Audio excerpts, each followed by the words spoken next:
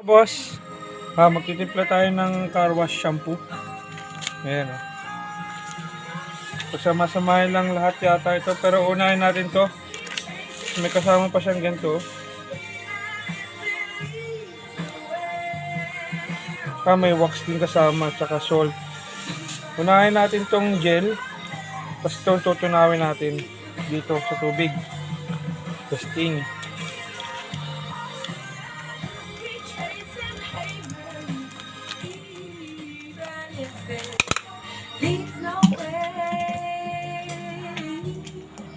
Lagyan natin sa tubig. Bali ano to? 21 liters ang ginawa ko. Kasi dapat 15. Ang ginawa ko 21 liters. Kasi 1.5 liters yung ating pang sukat. Ginawa ko 21 liters. Mahirap kasi pag masyadong malapot, mahihirapan humigop yung machine, yung power pump natin, yung water pump. Yan. Kailangan natin siyang tunawin.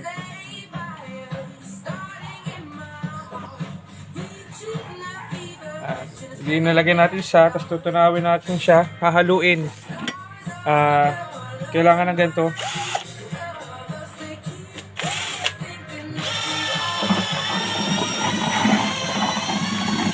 Number 1 lang, masyadong malakas.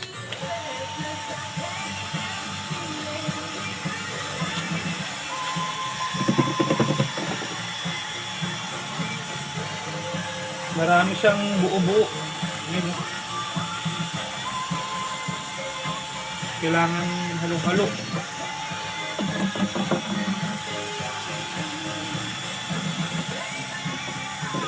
Pagka wala ka pala nito, ang hirap ito haluin. Tagal. Maano siya, madulas. Ito yung pampalapot yata eh.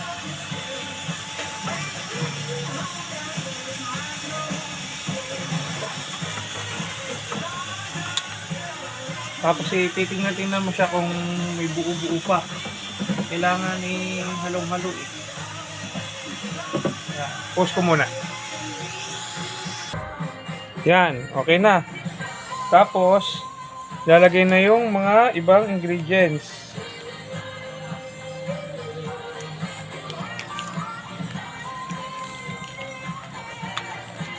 Lalagay natin yung lahat ng ingredients. Maliban lang muna dito sa wax. Tapos ito yung ano niya, yung essence, tapos yung kulay. Lagay natin tong ito pang gel, ito pang kailangan pa tong matunaw.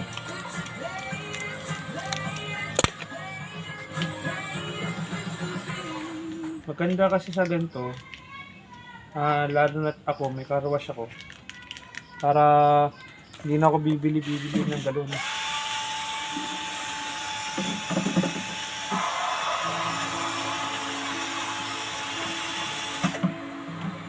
Sabay ko na rin tong yung kulay.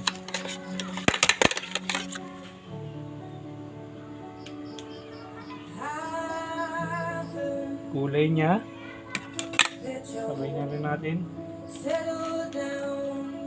Yan, ganda kulay, lavender. Ganda na ito sa car wash.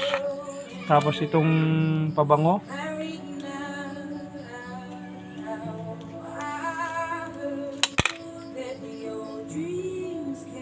Bango.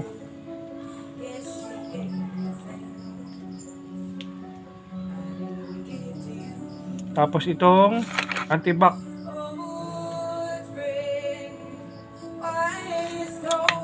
Sama-sama na yan.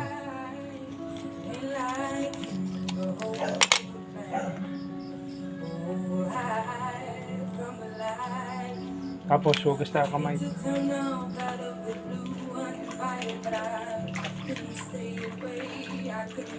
Sabi, bango. Ang bango guys. Ang bango.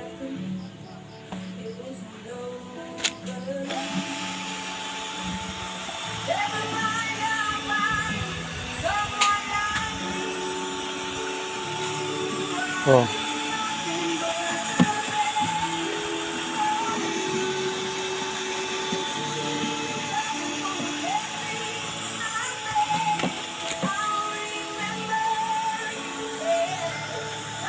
First time ko lang itong itatry. Pagka okay ito,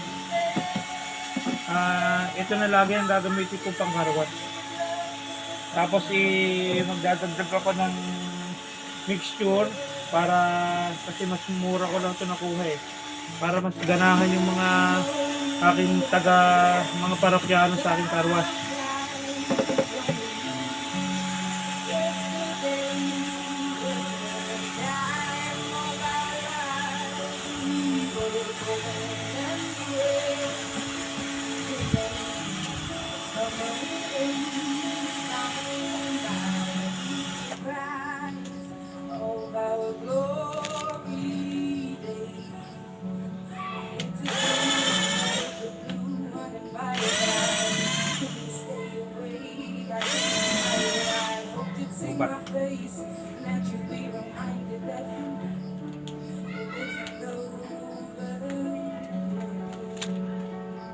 Palta ko battery.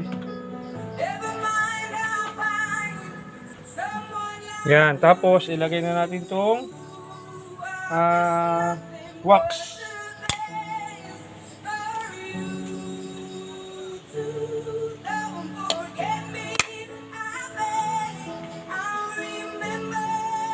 Tapos itong asin daw, pampalapot. Unti-unti lang.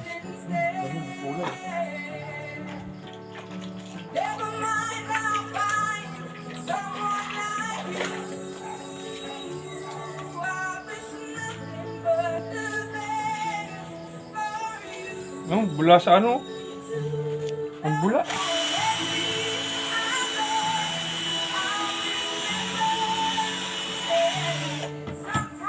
Lagay natin tong asin. Paunti-unti lang kasi para hindi mahirap haluin. Asin ba to?